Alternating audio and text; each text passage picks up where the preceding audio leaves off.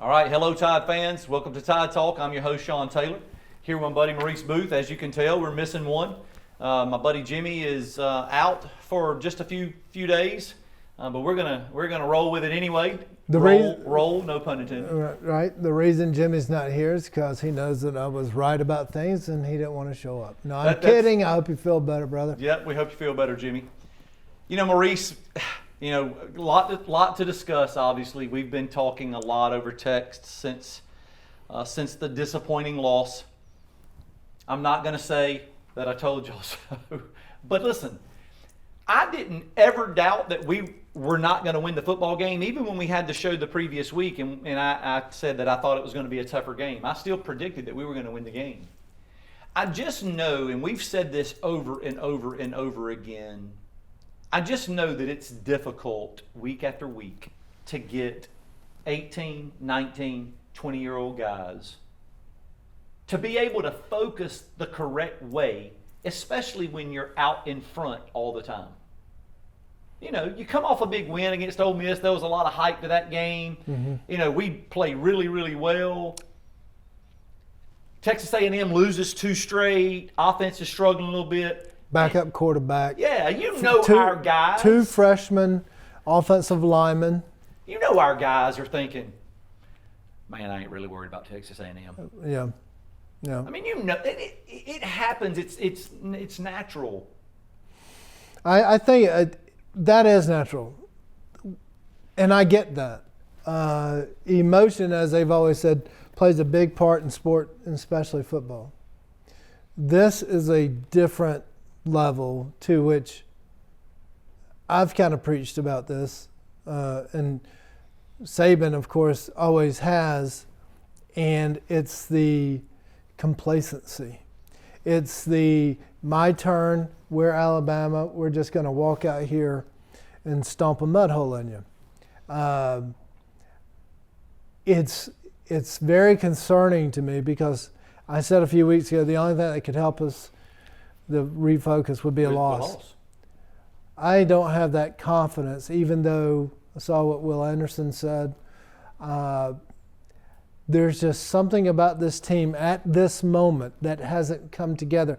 And this is why I say this. I know you can run the tape back last week or week before. I said, I feel like this team is coming together. They were. What bothers me is that performance the other night. It says more that you don't really want to buy into it that much because you turn it on and turn it off. And that's really scary because what you did against Florida in the first quarter, impressive. You let up. And I texted y'all the other night right when we went ahead. I said, this is where we relax. That's right. And they relax. Yeah. That is the mindset of this team, and it's very disturbing. I can't agree with you more. Unfortunately, part of the struggle that I have is you can't put all the blame on 17, 18, 19, 20-year-old kids.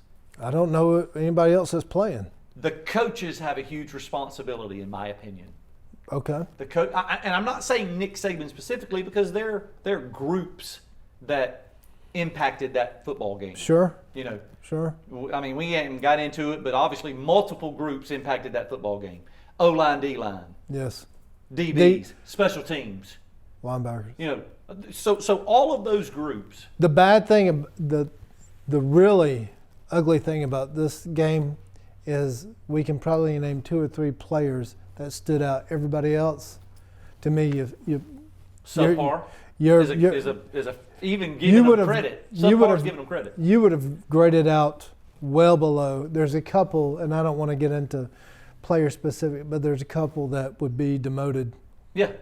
To the next level. And you know what, Maurice, maybe that's what needs to happen. I think that's what you alluded to a couple of weeks ago when you said maybe the best thing that happened to this team is they have a loss. Right.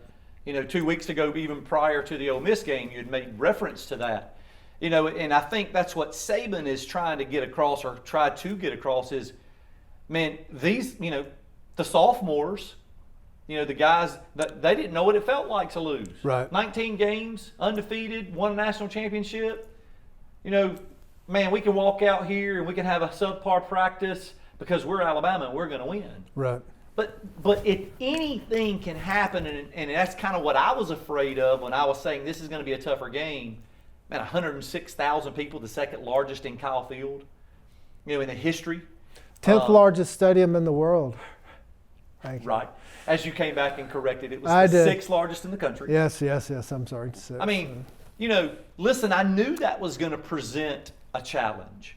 We already struggled in the Florida game with respect to, false starts and the noise and being able to manage that. And we had this conversation 2019, maybe 18, when we talked about discipline.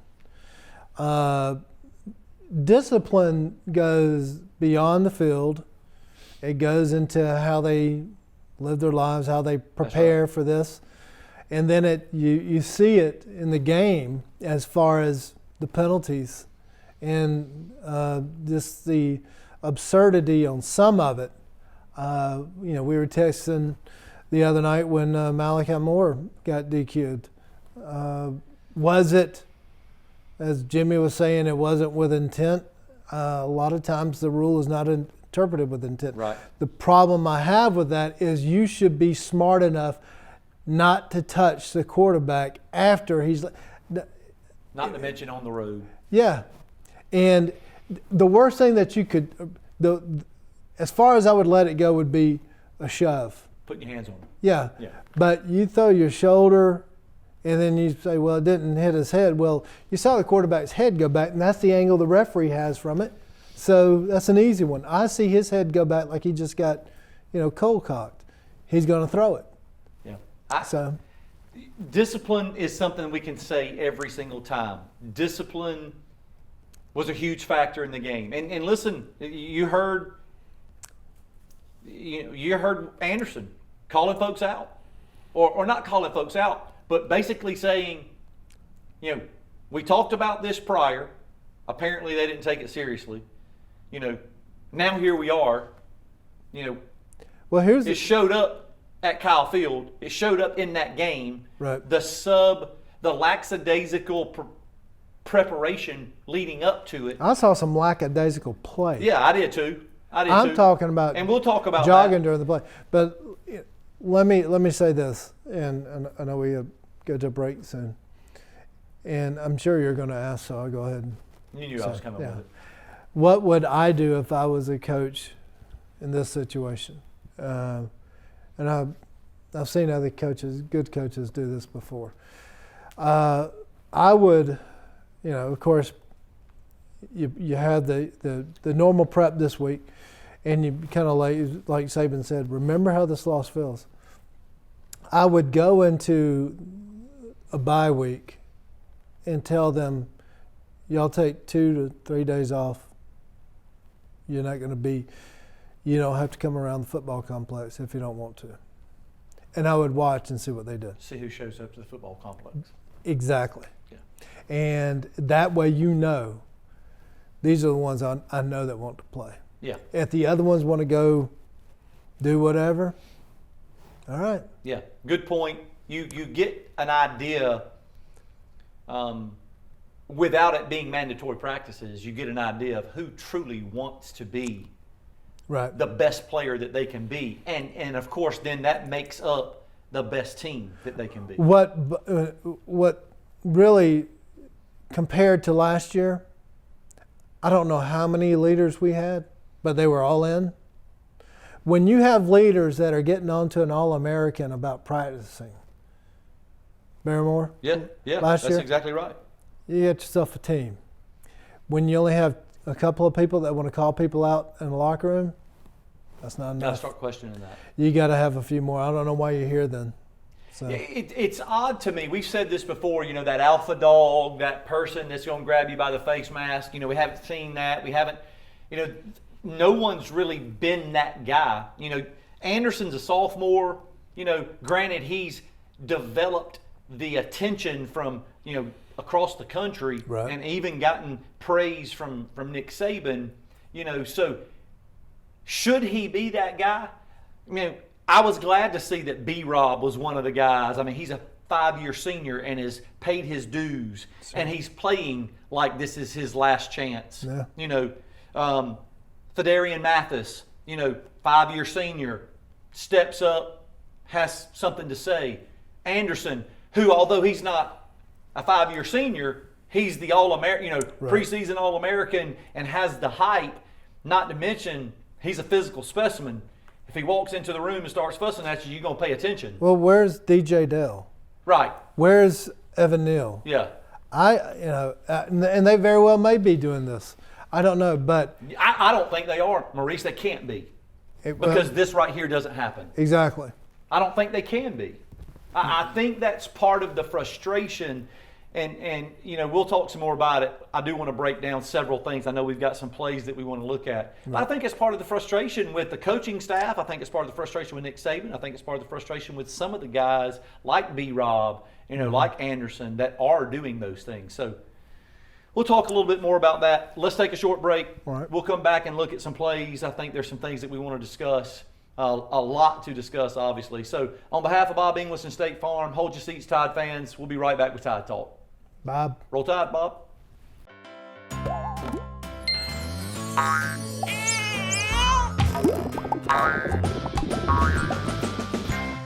Enjoy the good times a little more with the right plan. As your State Farm agent, I am here to help you protect your dreams and loved ones with life insurance. With over 60 years combined State Farm experience, call me or any of my team to find out which options are best for you. Another way we're here to help life go right. All right, welcome back. No, I got this one. I got this one. Okay.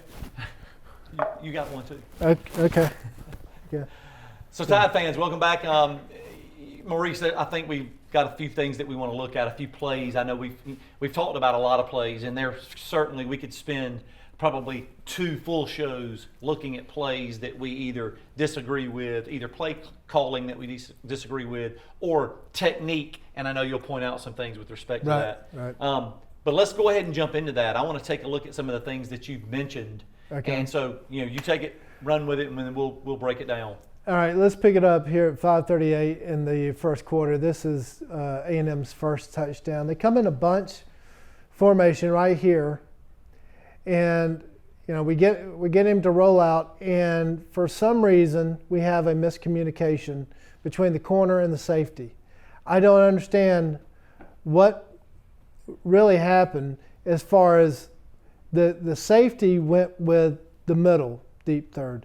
The corner, as you can see, breaks off, or rather goes towards the middle. That is 28's responsibility.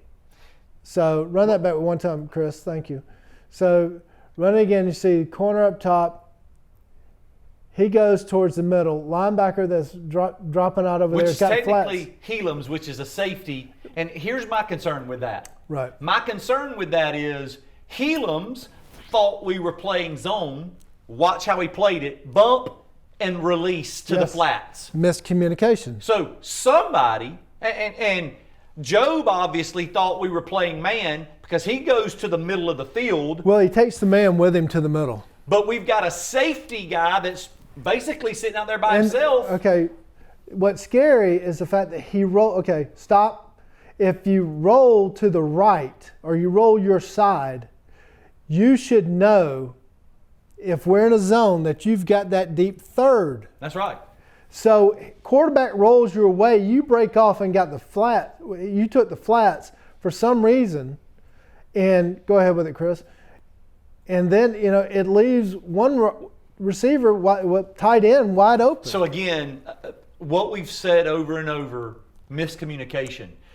Somebody understood we were in zone.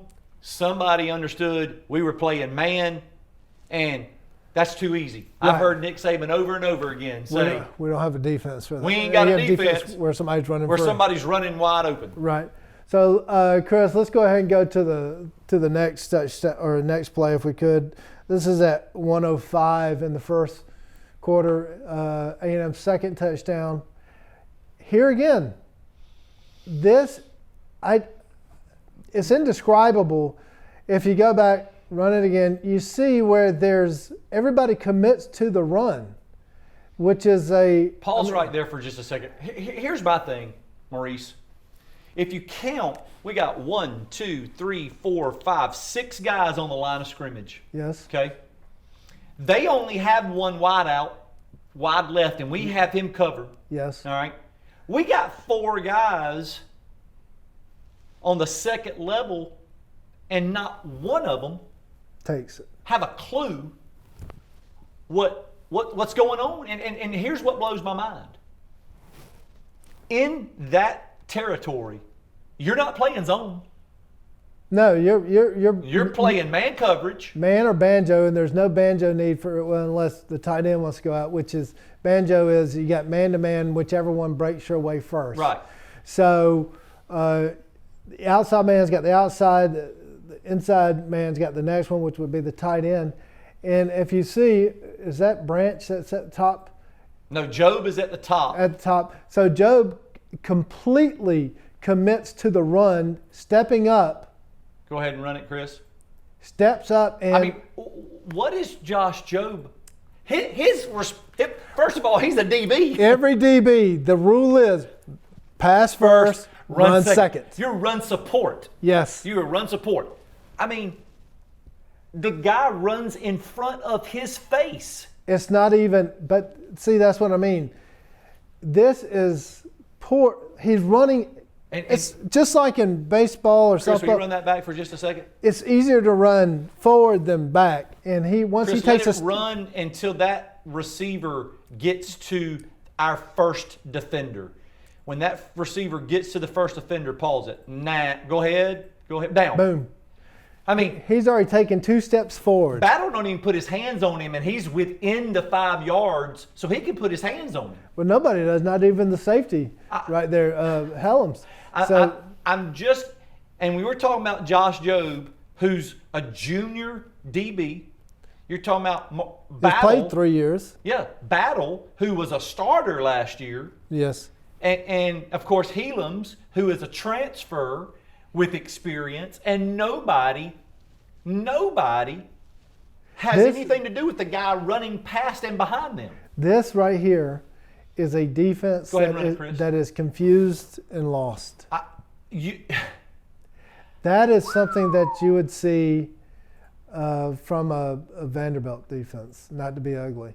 But this is total confusion. I don't know what's going on.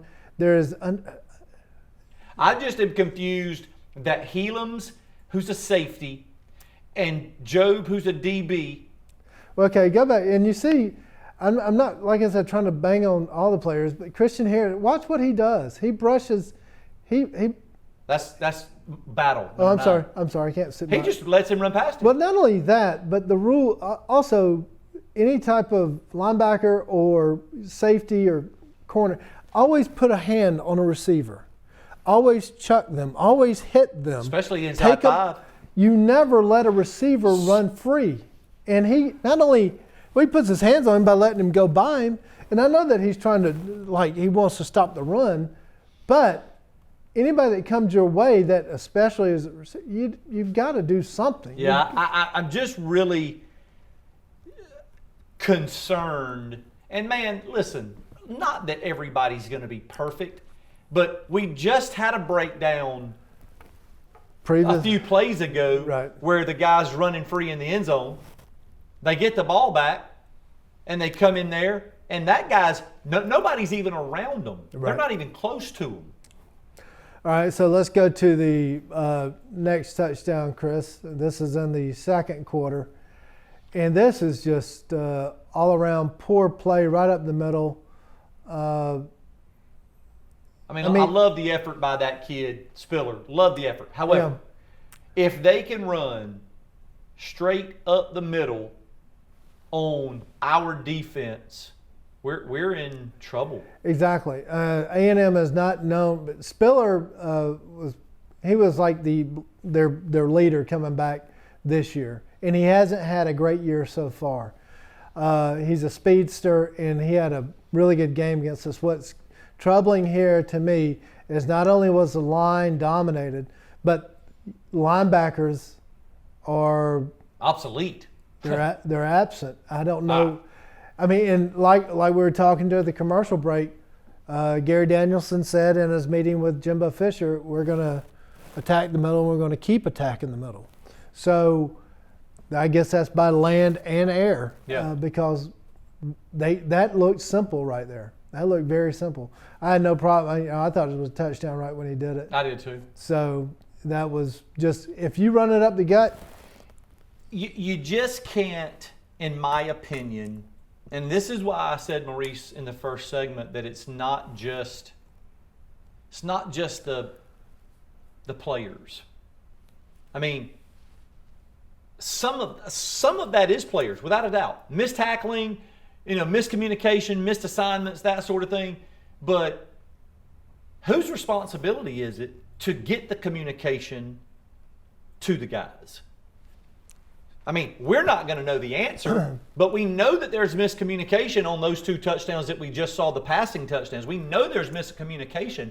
Who is it that's not doing something correctly? And hey, my point is that needs to be fixed, whether that's, hey, somebody else step up and get a chance to play, or if it's the coach, Coach Saban has to be the coach. Yeah, and I was curious, as you can see, after that touchdown, Saban had a couple of words with Golding, with somebody. I didn't catch it, but I can imagine that conversation continued Sunday morning. So let's go to the next one, Chris. That was. And we got just a. And you know what? We'll take a quick break, Chris. We'll come back to that. But again, man, we hadn't even gotten to the offense. That's why I said this show. We could do 2 shows. And man, yes, we lost a football game. Nobody wants to lose. And I want to thank the Georgia people for letting me know that we lost. Everybody. Somebody made the statement on Paul Feinbaum. Everybody loves the Alabama loss. Exactly. It makes national news. Yes. And I will say this real quick. It's the only time, and I was thinking about this, the only time that this is comparable is when John Wooden had UCLA's 88-game winning streak, 10 national championships out of 12 years. That is the closest that any team, professional or collegiate, that's us right now. Yeah. So we'll take a quick break. Tide fans, on behalf of Bob English and State Farm, hold your seats. We'll be right back with Tide Talk. In life, some things just go together, like a burger and fries, and home and auto insurance from State Farm. So make it a combo. Combining your home and auto insurance could save you time and money. And who doesn't like that? Just call me, Bob English, or any of my experienced hometown team and find out how you could start saving today. It's just another way.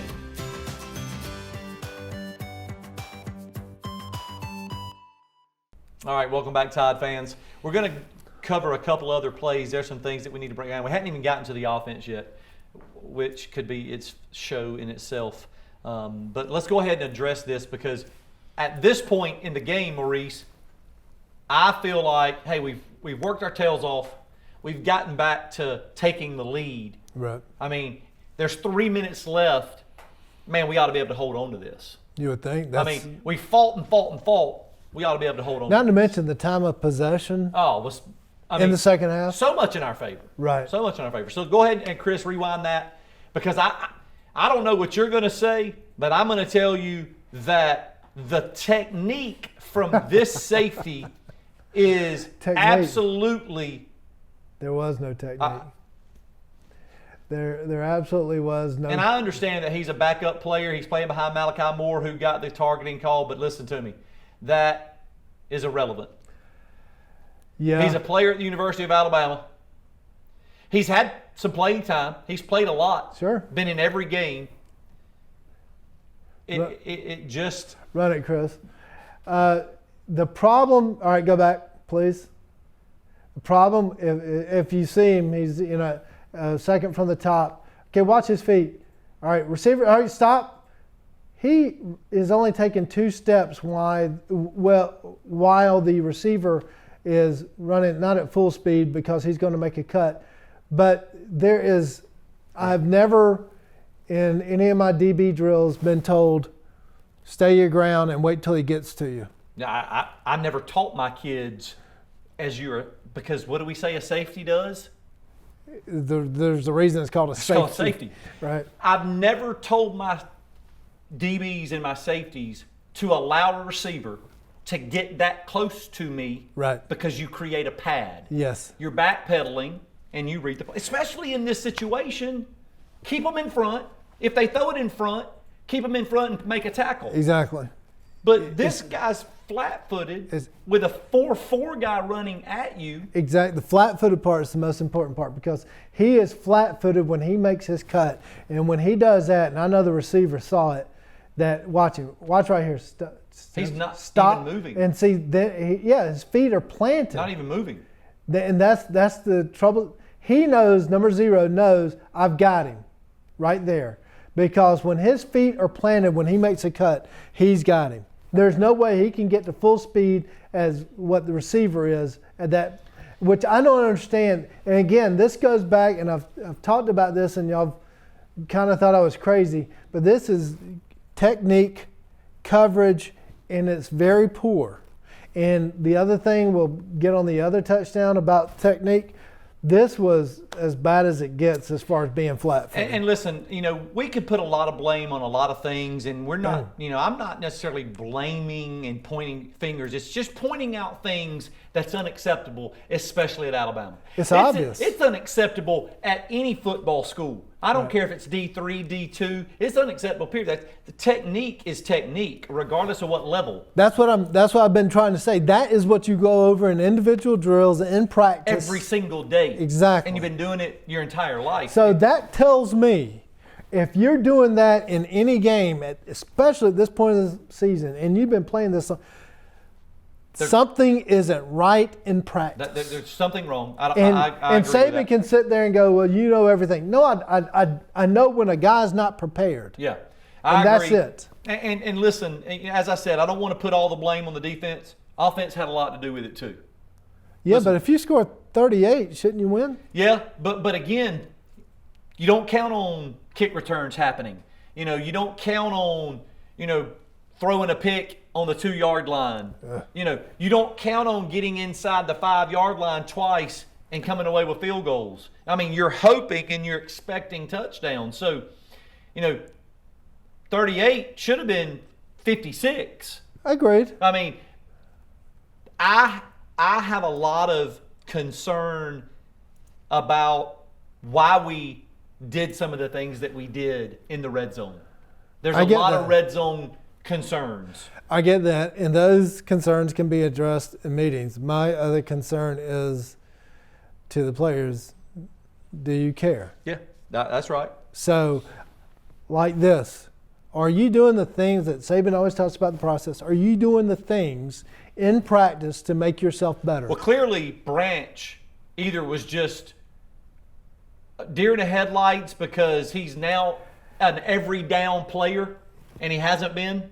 Yeah, but Sean, I no, know where you're going. No, but my thing is maybe even at Pop Warner, but especially high school on, if you're a DB, the first drill all right, let's backpedal. Yep. So when we go into one-on-one drills or, quarterback, receiver, DB coverage, all right, step, break. He didn't even step. Yeah. I don't disagree. Listen, So- I don't disagree. All right, we've dissected this. But listen, I still will tell you, despite the poor play, we were in the game and we played horribly, in my opinion. We played horribly. A lot of things, as I said, that we could dissect and break down. Do you think, Maurice, that our belief that sometimes a loss is good for you, do you think that will happen to this team? I think losses are good for a team. Do I think it will help this team? From what I see now, no, I don't. I just don't know if this team cares. And I know that the only time will show us that. Right. And, okay, let's go back. Remember 2012, we lost to A&M, Johnny Manziel at home? Yes. I don't know if it's true, but rumor was the first practice after that, they cut it short because it became so violent. Yeah. That there was so much anger from that loss that the players were Beating up on each other. very much so. I don't think this team has that type of tenacity, Yes. or just the attitude. Yes. Yeah. Again, time's only going to tell. It leads right into my conversation or the next part of this segment because we were just talking about it. There's another segment? If they don't fix it, we could have 2 losses in a row. Yeah, I think at this point, and I'm not trying to be Debbie Downer, because I'm not a girl. How about David Downer? David, yeah, I don't like the name David. I got an uncle named David. But I would say that at this point, this team is probably going to lose another one. And it may be somebody like Mississippi State or Tennessee. Arkansas, you know, dare, I don't want to Look at the remaining schedule. I mean, the 6 games that are remaining Right. are now. Granted, they showed the percentage of the chance of wins for us, and nothing is less than 82% on any of the games that we're playing. I'm sure. What was the percentage of this game? I think we were at 87% or something like that. Any given Saturday. That's right. I believe that. Right. I believe that. I'll be interested to see how we respond Exactly. during the week. Now, we're not going to be able to see everything. We'll hear some of the updates. Right. We'll hear some of the guys talking, Coach Saban talking. But the only thing we'll see is the game action. And listen, Mississippi State's got a good football team. Yeah. Granted, Didn't they beat this team? they did. I mean, Okay. listen, they're going to throw it 60 times. And as you said in the break, Mike Leach is watching every single snap, formation, route. He's looking at this probably, I'll be honest, he may be drooling a little bit. The dude is weird, but he's weird. He's extremely intelligent. Yeah. He's got a law degree, and he never played football in college, but he's extremely smart. He's peculiar, and so he would take something like this and just absolutely exploit it. The thing I think that is going to benefit, we text back and forth during this game, the Texas A&M game, about this because my brother kept saying it can't just be talent. Right. Because we should be winning if it was just talent. Good I point. don't know that Mississippi State offense, defense, special teams has the talent to clip us. Right. If we don't fix this, they can clip us. It depends on the attitude this week. Yeah. And if you go into it like, oh, yeah, well, that was just a setback and now we're ready. Well, what did you do to get ready? Right. Well, we're Alabama. I get that, but what are you doing? So, Listen, I think I'm hoping that the voice of Brian Robinson, I'm hoping that the voice of Fedarian Mathis, I'm hoping that the voice of Will Anderson is making an impact in the locker room. That's where it's going to determine. Right. On the field, in practice, grabbing guys by the face. Man, I'm going to tell you, I didn't think Billingsley even wanted to be in the football game. don't get me started. He acted like he didn't even want to be in the football game. And if somebody don't watch that on film and grab him by the face mask today or yesterday or tomorrow and say, hey, dude, if you can't give us more than that, stay your butt on the sideline. Well, one play is like Brian Robinson basically almost ran into him because he was loafing. I would Well, just definitely. the effort on some of the pass plays. I would definitely. I mean, there would be some more time on the bench, or as we say, that you would have a different colored jersey at practice. Without a doubt. Listen, we hadn't talked about drop passes and things that we're not used to seeing. I mean, when you're talking about Devontae Smith and Jalen Waddle and Jerry Jeudy and Henry Ruggs and that group of receivers over the past 2 years, we saw some drops this past. But I also saw some players that showed me something. One of them was Jamison Williams. Oh yes, That took it on himself. yes, Took it on himself. he was. He impressed the heck out of me. had some intensity. Yes. Had some passion. Yes. I love the way B-Rob runs the football. I've said it over and over and over again. He shows up every week. He shows up and he, that ground and pound, and he won't sit 30 times. Right. He wants to take the responsibility. I'm looking to see more guys with that mentality.